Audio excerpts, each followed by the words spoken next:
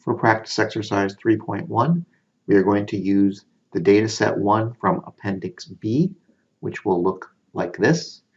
Here are the raw values instead of the variable values. And we're going to create a frequency distribution for the mathematics skill scores. To do this, we will go to Analyze, Descriptive Statistics, Frequencies. Will give us our dialog box. We will move Skill over, and that will give us our frequency table. It also asks us at what score is the 60th percentile.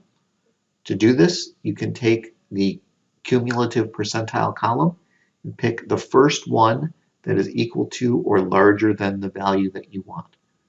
So 38 is the first value that is equal to or larger than 60. So 38 is our 60th percentile.